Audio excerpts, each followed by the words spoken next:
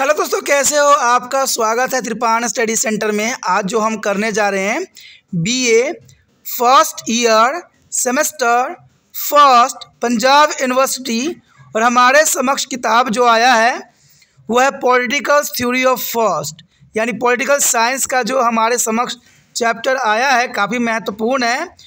प्रभु सत्ता का बहुलवादी सिद्धांत, यानी देखा जाए तो प्लूरलिस्टिक थ्योरी ऑफ सोवरेनिटी काफ़ी महत्वपूर्ण है, और इसमें हम विस्तार पूर्वक हर एक पहलू को जो समझेंगे और जानेंगे, और सारी बातों का जो है विस्तार पर अध्ययन करेंगे जो अब तक अछूता था, और ये एग्ज़ाम व्यू से आपके लिए काफ़ी महत्वपूर्ण रहेगा।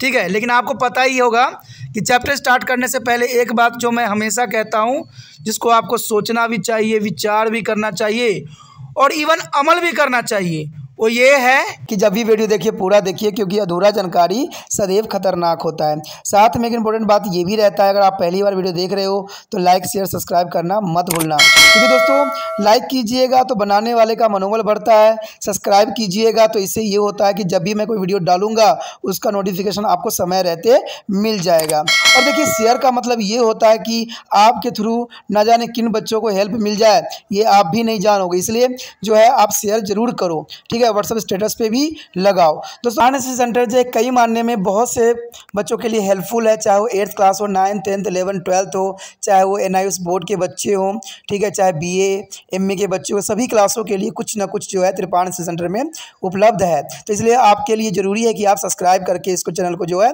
सेव कर लो, नहीं तो बाद में अगर रिसर्च करोगे तो शायद आपको ये चैनल प्राप्त ना हो। तो इसलिए सोचना नहीं, विचार नहीं करना है, सब्सक्राइब करके जो है अपने पास सेव करना है। दोस्तों ये तो बात था आपके लिए, लेकिन आप देखते हैं हमारा आज टॉपिक क्या है। आगे जो हम करने जा रहे हैं काफ़ी महत्वपूर्ण है, बहुलवादी का प्रभुसत्ता पर आक्रमण। जो बहुलवादी है उनका जो है प्रभुसत्ता पर किस प्रकार इन्होंने आक्रमण किया, तो ये काफ़ी महत्वपूर्ण टॉपिक रहने वाला है कि बहुलवादियों का प्रभुसत्ता पर आक्रमण। देखा जाए तो बहुलवादियों ने राज्य की प्रभुसत्ता के 3 पहलुओं को चुनौती दी है, और ये पहलू काफ़ी महत्वपूर्ण है कि राज्य अन्य समुदाय की तरह एक समुदाय है। राज्य अन्य समुदाय की तरह एक समुदाय है, यानी राज्य the state is a association like the various association. You know that is important है कि राज्य अन्य समुदाय की तरह एक समुदाय ही है, इसमें कोई दो राय नहीं है। और प्रभु सत्ता बाहरी रूपों से सीमित है। Sovereignty is externally is limited, and प्रभु सत्ता आंतरिक रूप से भी सीमित है। Sovereignty is internally is limited. अब इन्हीं बातों का अगर हम विस्तार पूर्वक चर्चा करें तो आपको इस बात का जो है सही ज्ञान प्राप्त हो पाएगा। तो हम इसको जो विस्तार पूर्वक ही चर्चा करने जा रहे हैं। सबसे प्रथम है कि राज्य अन्य समुदाय की तरह एक समुदाय है। The state is one of the association among their various association. देखते हैं इसके अंतर्गत क्या है। अगर हम पहले पॉइंट की तरफ नज़र करें तो व्यक्तियों का बहुपक्षीय जीवन, मल्टीफेस लाइफ इन मैन। बात सही है कि व्यक्तियों को बहुपक्षीय जीवन है। व्यक्ति का जीवन बहुपक्षीय है और सामाजिक, आर्थिक, राजनीतिक, धार्मिक, संस्कृति और नैतिक आदि उनके जीवन के अनेकों पक्ष हैं, और वह इन पक्षों से संबंधित जीवन की आवश्यकताओं की पूर्ति के लिए अनेक प्रकार के सामाजिक, आर्थिक, राजनीतिक और धार्मिक आदि संघों का निर्माण करते हैं, जिनका अपना अपना महत्व है, और व्यक्ति इन संघों का सदस्य होते हैं, उनका सम्मान भी करते हैं। यानी व्यक्ति का बहुपक्षीय जीवन देखा जाए तो आज कोई भी मनुष्य है वो कई प्रकार से जुड़ा हुआ है। सामाजिक तौर पे से जुड़ा हो सकता है, आर्थिक तौर पे भी जुड़ा हो सकता है, और राजनीतिक तौर के साथ साथ धार्मिक जीवन से भी जुड़ा हो सकता है। तो देखा जाए तो व्यक्तियों का बहुपक्षीय जीवन, आज जो मनुष्य है अपनी हर एक क्षेत्र में अपना अलग ही जीवन यापन करता है, चाहे सामाजिक हो, आर्थिक हो, राजनीतिक हो, धार्मिक हो, संस्कृति हो, नैतिक हो। अनेक पक्ष जो है मनुष्य के लिए महत्वपूर्ण है। इसलिए राज्य अन्य समुदाय की तरह एक समुदाय ही माना जा सकता है। इवन अगर हम बात करें आगे, राज्य शेष संघों की तरह एक संघ है। The state is on the association like the other association. बात सच्चाई है कि राज्य दूसरे संघों की तरह ही संघ है, क्योंकि अगर देखा जाए तो राज्य भी एक संघ है। इम्पोर्टेंट है। बहुलवादियों का विचार है कि प्रत्येक संघ का अपना व्यक्तित्व, अपनी स्वतंत्रता, इच्छा और अपना कार्य क्षेत्र होते हैं। ये बात तो सत्य है। कोई भी एसोसिएशन होता है तो उसके पास अपना व्यक्ति होता है, अपनी स्वतंत्रता होती है, अपनी कार्य क्षेत्र होते हैं। तो देखा जाए यहाँ पर तो बहुलवादियों का विचार साफ था कि संघ का भी अपना ये सारी चीज़ें होती है और राज्य भी शेष संघों की तरह ही संघ है, जिसकी स्थिति शेष संघों के समान है। राज्य की प्रभुसत्ता के समर्थक राज्य के अन्य संघों की अपेक्षा उच्च स्तर के होती हैं, जबकि बहुलवादी विद्वान राज्य के अन्य संघों के समान माने जाते हैं। तो बात यहाँ पर उचित ही है कि राज्य की प्रभुता के समर्थक, जो राज्य की प्रभुता के समर्थक करते हैं, वो ये कहते हैं कि राज्य के अन्य संघों की अपेक्षा उच्च स्तर माना जाना चाहिए, जबकि बहुलवादी विद्वान राज्य को अन्य संघों के समान मानते हैं। अब देखिए, सबका अपना विचारधारा है। कोई संघों को अपेक्षा ऊंचे स्तर के रूप में देखना चाहता है, राज्य को संघ की अपेक्षा ऊंचा देखना चाहता है, और कोई ये कहता है कि राज्य को अन्य संघों के समान ही मानना चाहिए, क्योंकि संघ से ही राज्य का निर्माण होता है और राज्य से जो है नेशन का जो है निर्माण होता है। तो एक दूसरे पे डिपेंडेबल है। अब दोनों में से किसकी बात सही है? बात इतना है कि सामान्य मानने से ही हमें फ़ायदा है। आगे हमारे समक्ष है व्यक्ति की शेष संघों के प्रति वफादारी। ये काफ़ी महत्वपूर्ण है कि इंडिविजुअल से लॉयल्टी टुवर्ड एसोसिएशन काफ़ी महत्व रखेगा कि लॉयल्टी क्या है। कहते हैं बहुलवादी का मत है कि व्यक्ति राज्य की तरह ही शेष संघों के प्रति भी अपनी वफादारी अदा करता है और व्यक्ति की वफादारी के लिए राज्य शेष संघों की तुलना में उच्चता का दावा नहीं कर सकता है। राज्य जो यहाँ पर है, देखिए, राज्य शेष संघों के प्रति अपनी वफादारी अदा करता है, क्योंकि जनरल सी बात है, राज्य का जो मेन होगा, मुख्य व्यक्ति होगा, वो हर एक संघ को जो है सही रूप से चलाएगा, यानी यहाँ पर उनको वफादारी दिखानी पड़ेगी। और व्यक्ति की वफादारी के लिए राज्य से संघों की तुलना में उचित का दावा नहीं कर सकता है। अब व्यक्ति है, वो किस क्षेत्र के लिए कितना वफादारी दिखाएगा, वो उस पर डिपेंड करेगा। बात सही है। प्राय देखने में आता है कि कई बार व्यक्ति राज्य के मुकाबले में अपने धार्मिक और आर्थिक संघों के प्रति अधिक वफादारी निभाता है। तो ये तो बात सच्चाई है। तो मैं भी जानता हूँ, आप भी जानते हो कि हर कोई व्यक्ति जो होता है राज्य के मुकाबले में अपने धार्मिक आर्थिक संघों के प्रति अधिक वफादारी निभाता है। अगर मान लीजिए कोई मुस्लिम स्टेट है, वहाँ पर हिंदू और मुसलमान रह रहे हैं, तो जनरल सी बात है, अगर प्रतिनिधि हिंदू का बनेगा तो हिंदू का समर्थन करेगा, मुस्लिम होगा तो मुस्लिम का समर्थन करेगा, सिख होगा तो सिख का समर्थन करेगा, और ईसाई जो होगा ईसाई धर्म का समर्थन करेगा। दूसरे धर्मों के प्रति उसकी कोई रुचि नहीं होगी। और यही देखने को मिला है।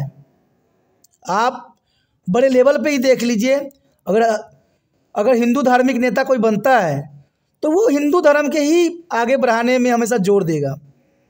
लेकिन हमें एक बात तो साफ शब्दों में पता है कि हमारा देश जो है धर्मनिरपेक्ष है, और राज्य को तो खास तौर पे उसका राज्य का कोई अपना धर्म नहीं होता है, और राज्य करने वाले व्यक्ति का भी अपना कोई विशेष धर्म नहीं होता। अगर वो अपने धर्म के साथ वफादारी करता है तो जनरल सी बात है, दूसरे धर्म को जो है अवहेलना कर रहा होता है।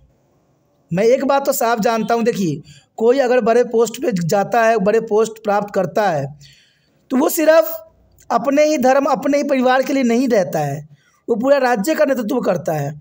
उसके लिए पूरा राज्य ही एक धर्म है, एक परिवार है, और उसी को लेकर चलना होता है।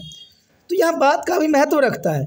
मैंने अपने चर्च के पक्ष में और राज्य के विरुद्ध, अपने मजदूर संघ के पक्ष में और राज्य के विरुद्ध होऊंगा यदि मेरे अनुभव के अनुसार राज्य का प्रभाव चर्च या मजदूर के संघ के प्रभाव से कम है। देखिए, बात यहाँ पर वही बात जो मैं अभी समझाना चाह रहा था, वही बात यहाँ बताई गई है कि अगर कोई बंदा ईसाई धर्म से बिलोंग करता है तो वो चर्च को ही महत्व देगा, बाकियों को नहीं देगा। और ये हुआ है, इसलिए केवल राज्य ही व्यक्तियों की वफादारी एक जो है शस्त्र अधिकार नहीं है, अतुल संघ भी उसकी वफादारी के अधिकार है। यानी देखा जाए तो व्यक्ति को जो अपने राज्य के साथ जितना वफादारी करता है, तो संघ के साथ भी उसको उतनी वफादारी करने की ज़रूरत है। यहाँ पर वर्कर्स ने बोला था साफ शब्दों में कि no longer we are right man to the words of the state, we right to group where is their state. काफ़ी महत्व रखता है बात का। आगे अगर हम बात करते हैं राज्य का कार्य क्षेत्रीय सीमित यानी लिमिटेड और स्पेयर ऑफ स्टेट एक्शन, यहाँ पर काफ़ी महत्वपूर्ण बात है, राज्य का कार्य क्षेत्रीय सीमित। बहुलवादी के अनुसार राज्य का कार्य क्षेत्र केवल राजनीतिक कार्य तक ही सीमित होना चाहिए। बात सही है कि बहुलवादी के अनुसार राज्य का कार्य क्षेत्र केवल राजनीतिक कार्य तक ही सीमित होना चाहिए, क्योंकि आप राजनीतिक कर रहे हो तो राजनीति तक ही सीमित रखना चाहिए। ये नहीं कि आप धर्म में आप उस हर जगह अपना हाथ जो है लगाने लग जाओ। राज्य को शेष संघों के कार्य क्षेत्र को हस्तक्षेप का अधिकार नहीं होना चाहिए, और ये काफ़ी महत्व रखता है। अमेरिका के अगर देख लीजिए शासन प्रणाली, तो राष्ट्रपति जो वहाँ का होता है किसी भी राज्य में हस्तक्षेप नहीं कर सकता है जब तक राज्य के मंत्री स्वयं ही उसको हस्तक्षेप करने के लिए जो है आग्रह न करे। तो अमेरिका की बात यहाँ सही सिद्ध होती है, और यही बात बहुलवादी भी कहता है कि राज्य को शेष संघों के कार्य क्षेत्र में हस्तक्षेप करने का अधिकार नहीं होना चाहिए। इससे शेष संघों को अपने अपने कार्य करने के लिए स्वतंत्र प्राप्त होगी और उन कार्य में निपुणता होगी। अगर मान लीजिए संघ है, अगर संघ में सारे व्यक्ति अपने सुचारू रूप से ढंग से कार्य करते हैं तो मेरा विश्वास है कि वो क्षेत्र जो है काफ़ी महत्वपूर्ण और काफ़ी डेवलपमेंट होगी। लेकिन ऐसा नहीं देखने को मिलता है हमें। अगर मान लीजिए कोई बंदा है अपने क्षेत्र का मतलब रिप्रेजेंटेशन करता है, तो जर्नल सी बात है उनको अपने क्षेत्र का ध्यान देना चाहिए। अब काउंसलर की ही बात देख लीजिए, काउंसलर हर एक क्षेत्र का अलग अलग होता है। अगर वो अपने क्षेत्रों में अगर अच्छे से अच्छे कार्य करे तो वो आदर्श क्षेत्र बन जाएगा, लेकिन ऐसा कहीं देखने को मिलता ही नहीं है। एक बार बंदा पोस्ट पे बैठ जाए उसके बाद तो सब उसी का रहता है। तो ये गलत है, ये गलत है और ये गलत ही रहेगा। आगे अगर हम बात करें शक्तियों के विकेंद्रीकरण का समर्थन, supporter of the decentralisation of the power, यानी बहुलवादी शक्ति के केंद्रीकरण के विरोधी हैं। बात सत्य है कि केंद्रीकरण नहीं करना चाहिए शक्ति को। अगर राज्य की शक्ति है तो उसको सेंटर को नहीं देना चाहिए। अगर आप सेंटर को देते हो तो राज्य क्या करने के लिए बनाई गई है, राज्य के मुख्यमंत्री क्यों बनाए गए हैं। इसलिए यहाँ पर बहुलवादी जो है शक्ति को केंद्रीकरण करने के विरोधी हैं और शक्ति के विकेंद्रीकरण के समर्थक है। विकेंद्रीकरण या सब में बांटना ये काफ़ी महत्व रखेगा। उनका विचार है कि शक्तियों के विकेंद्रीकरण के साथ राज्य जो है निरंकुश बन जाएगा। विकेंद्रीकरण यानी दोनों में निहित करने से ये होगा कि राज्य निरंकुश बनेगा, इसमें कोई प्रकार का अंकुश नहीं होगा और व्यक्ति स्वतंत्रता भी छीन जाएगी। देखा जाए निरंकुश बन जाएगा और व्यक्ति की स्वतंत्रता भी छीन जाएगी। लॉर्ड एक्सन के अनुसार ये बात साफ होता है कि शक्ति भ्रष्ट करती है और निरंकुश शक्ति पूर्ण रूप से भ्रष्ट करती है। क्योंकि निरंकुश शक्ति, देखिए किसी को अगर पूरी शक्ति आप दे देती हो तो जर्नल सी बात है काफ़ी महत्व रखेगा इसमें, क्योंकि वो पूरा पावर अपना दिखाएगा। यही बात कहा है कि विकेंद्रीकरण के साथ राज्य के निरंकुश बन जाएगा और व्यक्ति स्वतंत्रता छीन जाएगी। वो निरंकुश जरूर बनेगा लेकिन व्यक्ति की स्वतंत्रता छीन जाएगी। मैं इसको एक सिंपल शब्द में समझाने की कोशिश करता हूँ। देखिए विकेंद्रीकरण किया गया तो उससे क्या हुआ, राज्य तो निरंकुश बन गया, लेकिन जो व्यक्ति की स्वतंत्रता थी, जो व्यक्ति आज़ादी से जीवन जी सकता था, उसकी स्वतंत्रता छीन ली गई। क्योंकि अब सेंटर वाले भी उन व्यक्ति को सताएगा और स्टेट वाले भी सताएंगे। ये बहुत ही विडंबना है। हमारे देश में देखा जाए तो ये परंपरा जो है पुराने समय से है कि साहूकार लोग जो होते थे और अमीर वर्ग, देखिए वहाँ पर ऐसा होता था कि राजा जो होता था साहूकारों को कहते थे। साहूकार जो है किसानों से वसूलते थे और इसमें कौन पिसता था, किसान पिसते थे। अगर राजा 500 रुपया वहाँ से मांग रहा है तो यहाँ साहूकार जो है 1000 रुपया मांगेगा, किसान 1000 रुपया देगा तो आधा पैसा तो साहूकार खुद रखेगा और आगे आधा फॉरवर्ड करेगा। अब देखिए इससे क्या हुआ, राजा ने सिर्फ 500 की मांग की और उसमें 500 में देखे तो साहूकार का कमीशन भी निहित था। आप ऐसे समझ सकते हो आज के आधुनिक युग में कि आप देखो कोई भी सामान आप ऑनलाइन मंगवाते हो तो वो कितना सस्ता पड़ता है। कारण ये होता है कि बीच के जो डिस्ट्रीब्यूटर होते हैं वो हट जाती हैं, डायरेक्ट फैक्ट्री से आप तक पहुंचती है तो सामान का रेट जो है कम रहती है। वही बात आ गया। इस कारण राज्य की व्यक्तियों की वफादारी का एकमात्र अधिकार नहीं है तो अन्य संघ भी उसकी वफादारी के अधिकारी है।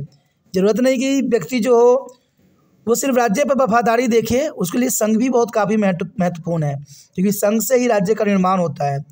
और इस कारण बहुलवादी विभिन्न संघों के भी शक्ति का विकेंद्रीकरण के लिए जाने के पक्ष में है कि हर एक शक्ति जो एक दूसरे में बटी होनी चाहिए और ये काफ़ी महत्व भी रखता है। अगर आगे हम देखें तो काफ़ी महत्वपूर्ण है राज्य के प्रभुसत्ता पर एकाधिकार का विरोध, यानी position in the monopoly of the state over to the sovereignties. काफ़ी महत्वपूर्ण है कि बहुलवादी राज्य की प्रभुसत्ता के अधिकार के विरुद्ध है और उनका विचार है कि प्रभुसत्ता राज्य और शेष संघों के बीच बटी होनी चाहिए, क्योंकि शेष संघ भी राज्य के समान भूमिका निभाते हैं। तो बात सही है, हमने पढ़ा भी था डेफिनेशन में और काफ़ी महत्वपूर्ण भी था कि दोनों ऑर्गेनाइजेशन से महत्वपूर्ण रहता है। Their state is one of association among their various association, कि राज्य अन्य समुदाय की तरह एक समुदाय है और इस बात को समर्थन करता है कि opposition to be a monopoly of state over sovereignty, यानी देखा जाए तो बहुलवादी राज्य की प्रभुसत्ता के एक अधिकार के विरुद्ध है। एकाधिकार का मतलब दोस्तों साफ शब्दों में बताऊं तो जिसमें एक ही व्यक्ति का कार्य चलता हो, एक ही व्यक्ति सभी चीज़ को मालिक हो, और वो एकाधिकार होगा तो जैसा मर्जी चला जाए कर सकता है, आपका शोषण भी कर सकता है तो आपका उद्धार भी कर सकता है। तो ये बहुलवादी राज्य प्रभुसत्ता के विरुद्ध है। वो नहीं चाहते कि शक्ति जो है एक व्यक्ति के अंदर निहित हो जाए और वो तनाशाह बन जाए। ठीक है, जैसे मैंने चाइना भी बताया आपको, कोरिया भी बताया, तो ऐसे राज्य हैं जहाँ पर शासक जो है एक तरह का तनाशाह है क्योंकि उसको एकाधिकार प्राप्त है। उनका विचार है कि प्रभुसत्ता राज्य के शेष संघों में बीच बटी होनी चाहिए। शेष जो संघ है उसमें बटी होनी चाहिए सबके पास शक्ति, क्योंकि शेष संघ के राज्य की सामान्य भूमिका निभाते, सब अपने अपने कार्य के लिए सामान्य भूमिका निभाएंगे और व्यक्ति उनके प्रति वफादार अदा करता रहेगा। बहुलवादी का मत है कि जब समाज में अनेक समूह संघ लोगों के विभिन्न जरूरतों की पूर्ति करने में महत्वपूर्ण भूमिका भी निभाते हैं, क्योंकि सब संघों, देखिए कोई मंत्री बनता है, कोई भी बनता है, पहले तो वो जब एडवर्टाइजमेंट देता है तो यही कहता है सबका साथ सबका विकास, यही होता है ना सबका नारा, कि हम जनता का विकास करेंगे, जनता के लिए हम मरेंगे, जनता के लिए करेंगे। लेकिन ऐसा कभी देखने को मिला है? कहते हैं बहुत ही विडंबना है, विडंबनाओं से भरी हुई समस्याएं हैं। तो यहाँ जो है भूमिका निभाते हैं, फिर राजनीतिक व्यवस्था एकाधिकार स्वरूप नहीं हो सकता है। तो ये काफ़ी महत्वपूर्ण बात यहाँ आता है। आगे जो हमारे समक्ष आता है, राज्य को समाप्त करने का विरोध, against the evolution in the state. इधर भी बहुलवादी राज्य के जो है सुरक्षा स्थान को स्वीकार नहीं करती हैं। बहुलवादी राज्य के सुरक्षा स्थान को स्वीकार नहीं करते हैं, परंतु वो अराजकतावादी और समाजवादी की तरह राज्यों को समाप्त किए जाने के विरुद्ध है कि राज्य को समाप्त नहीं किया जा सकता। वो शेष संघों की तरह ही राज्यों को एक उपयोगी संस्था मानते हैं। बात सही है कि अन्य संघों की तरह ये भी एक संस्था है, राज्य भी एक संस्था है और संस्था का काम ही होता है कि जनता की कल्याण करना, इसका सेवा का स्वरूप देते हैं। और वो ऐसे राज्य की कल्पना करते हैं जहाँ राज्य के पास निरंकुश, असीमित, अविभाज्य प्रभुसत्ता नहीं होगी, जरूरी है, बल्कि प्रभुसत्ता राज्य के सही से समस्त संघों के मध्य विभाजित होगी। यानी जो शक्ति है सभी मध्य संघों के में विभाजित होना भी जरूरी है। मैंने कई बार बताई है कि अगर शक्ति एक के साथ रहेगा तो वो तनाशाह हो जाएगा। प्रत्येक संघ अपने निश्चित क्षेत्रों में प्रभुसत्ता संपन्न होगा तथा अपने जो है निश्चित कार्य भी करेगा और राज्य भी उनमें से एक होगा। तो बात सही है, सबके काम अलग अलग होंगे, सब अपने अपने काम जो है सुचारू रूप से करने की कोशिश किया जाएगा। आगे अगर बात करें हम तो काफ़ी महत्वपूर्ण है समाज के संघात्मक संगठन में विश्वास, faith in the federal organisation of society. बहुलवादियों के अनुसार समाज में अनेक प्रकार के संघ पाए जाते हैं जिनका अपना विभिन्न अस्तित्व है और यह संघ समाज का आधार है। इस तरह वह समाज के संघात्मक संगठन में विश्वास रखते हैं। इन विभिन्न संघों के बीच साझे हितों की पूर्ति के लिए परस्पर तालमेल आवश्यक है। तो ये काफ़ी महत्वपूर्ण है कि समाज के संघात्मक संगठन में विश्वास करना, यानी बहुलवादियों के अनुसार समाज में अनेकों प्रकार के संघ पाए जाते हैं जिनका अपना विभिन्न अस्तित्व होते हैं और वह समाज के आधार हैं और समाज के लेके चलते हैं। जैसे समाज के संगठन में विश्वास करना भी महत्वपूर्ण है।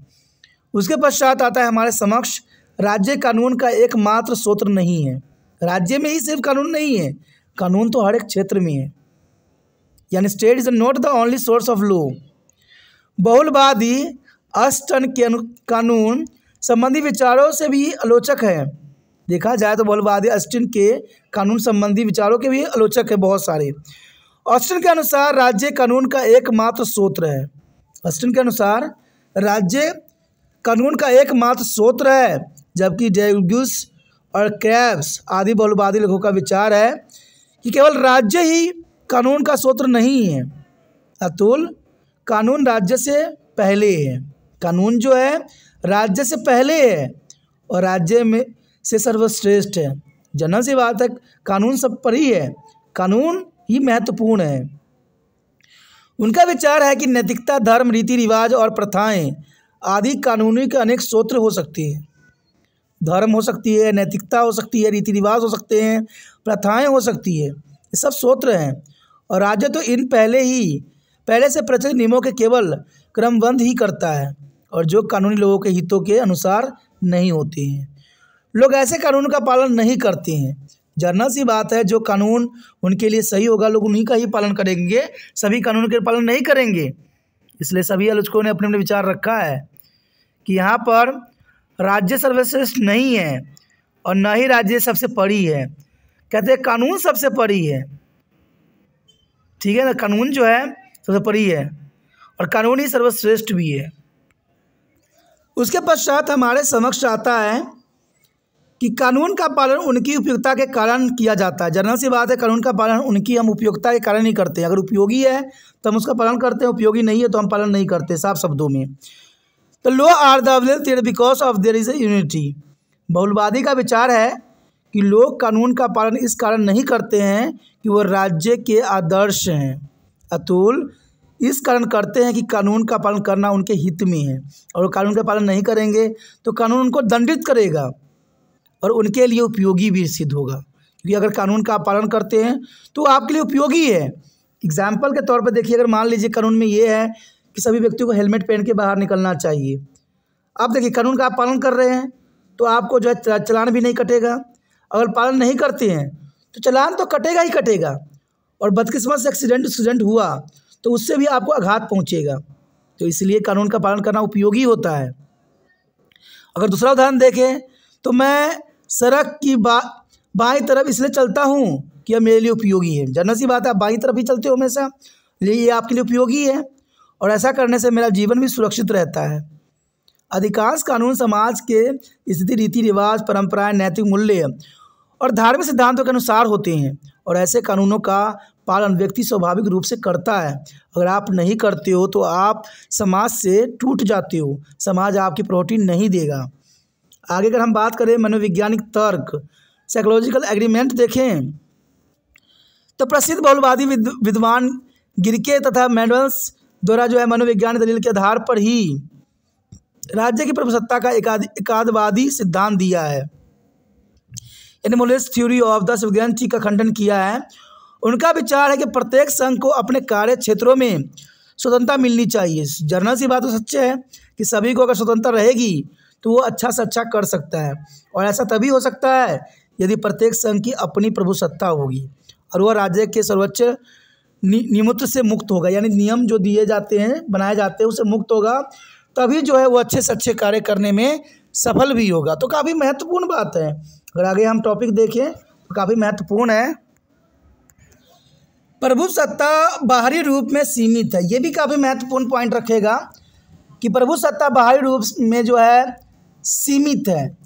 बहुलवादी का विचार है कि प्रभुसत्ता बाहरी रूप में भी सीमित होना चाहिए क्योंकि असीमित प्रभुसत्ता सिद्धांत अंतर्राष्ट्रीय जाति के लिए खतरनाक होती है। तो ये बात तो सही है कि हमें सोवरेनिटी इज एक्सटर्नली लिमिटेड होनी चाहिए, एक्सटर्नली, क्योंकि असीमित प्रभुता का सिद्धांत अंतर्राष्ट्रीय जातियों के लिए बहुत खतरनाक होगा। जो बाहर देश से हमारे देश में आएंगे उनके लिए काफ़ी घातक सिद्ध होगा। राज्य की बाहरी प्रभुसत्ता के ऊपरी अंतर्राष्ट्रीय कानून के द्वारा सीमाएं लगाई जाती हैं और विभिन्न राज्य इन सीमाओं को स्वीकार भी करते हैं। वर्तमान युग देखा जाए तो अंतर्राष्ट्रवाद का युग था। वर्तमान युग देखें तो अंतर्राष्ट्रवाद, हमें दूसरे देशों के साथ संबंध थी, इनमें कोई भी राज्य अकेला नहीं रह सकता है। अंतर्राज्यों को आपसी संबंध स्थापित करने ही पड़ते हैं। जब तक हम आपसी संबंध नहीं स्थापित करेंगे हमें एक दूसरे की आवश्यकता रहती ही रहती है और अंतर्राष्ट्रीय कानून उन संबंधों को निर्धारित भी करते हैं। बहुलवादी का विचार है कि जो लोग यह कहते हैं कि अंतर्राष्ट्रीय कानून के पीछे कोई शक्ति नहीं होती है, वो गलत करते हैं। बात सही है कि जिनके पीछे अगर कानूनी शक्ति नहीं होता है वो गलत ही करते हैं। देखिए, जो अपराधी किस्म के लोग होते हैं उनके पीछे कानून नहीं होता है और वो हर तरह की गलतियां करते रहती हैं। अगर देखा जाए तो बड़े बड़े लोग भी ऐसी गलतियां करते हैं, लेकिन क्योंकि उनके पीछे कानून नहीं होता है, वो कानूनों को जो है कुछ भी नहीं समझते हैं। तभी तो हमारे देश में इतने बड़े बड़े अपराध करके लोग जो है बच जाते हैं, जो हमारे देश के लिए सही नहीं है। अंतर्राष्ट्रीय कानून के पीछे भी एक शक्ति होती है जिसे अंतर्राष्ट्रीय राज्य कहा जा सकता है। अंततः अंतर्राष्ट्रीय कानून अंतर्राष्ट्रीय जनमत के दबाव के अधीन राज्य की बाहरी प्रभुता को भी सीमित कर दिया गया है। इसमें प्रोफेसर लक्ष्मी ने साफ शब्दों में कहा है कि अंतर्राष्ट्रीय क्षेत्रों में स्वतंत्रता, प्रभुसत्ता, संपन्न राज्य की धारणाएं जो है मानवीय सुख और समृद्धि के लिए घातक है। अंतर्राष्ट्रीय क्षेत्रों में स्वतंत्रता, प्रभुसत्ता, संपन्न राज्य की धारणा मानवीय सुख और समृद्धि के लिए सबसे घातक शस्त्र बन जाएगा। और एक राज्य दूसरे राज्य के साथ किस प्रकार संबंध होने चाहिए, ये एक ऐसा मामला है जिसके संबंध में निर्णय करने का अधिकार एक राज्य को नहीं सौंपा जा सकता। एक कानून बनाया जा सकता है, क्योंकि राज्य संबंध करेगा तो सर राज्य संबंध तो बिगाड़ता ही चला जाएगा, क्योंकि राज्य में तो व्यक्ति राज कर रहे होते हैं ना, उनका विचारधारा अपनी होती है। उसके पश्चात आता है प्रभुसत्ता आंतरिक रूप में भी सीमित होनी चाहिए। बाहरी रूप में होना चाहिए तो आंतरिक रूप में भी सीमित होना चाहिए। सोवेरेनिटी इज इंटरनली लिमिटेड। बहुलवादियों के विचारों से राज्य की प्रभुसत्ता आंतरिक रूप में भी सीमित होना चाहिए। कानूनी राज्य द्वारा नहीं बनाए जाते हैं, कानून राज्य द्वारा नहीं बनाए जाते हैं, बल्कि राज्य उनकी रक्षा भी करती है। कानून अगर बनाए जाते हैं, देखिए कानून जो है हमारे ऊपरी लेवल में बनता है और इस कानून का पालन जो है राज्य के द्वारा करवाई जाती है। मान लीजिए सेंट्रल सरकार ने कोई कानून बनाई है तो वो पालन कौन करवाएगा? राज्य ही करवाएगा, क्योंकि राज्य ही में तो रहते हैं सारे व्यक्ति। कानून राज्य की शक्ति से स्वतंत्र है। लोग कानून का पालन दंड देने के भय से नहीं बल्कि उनकी उपयोगिता के कारण करते हैं।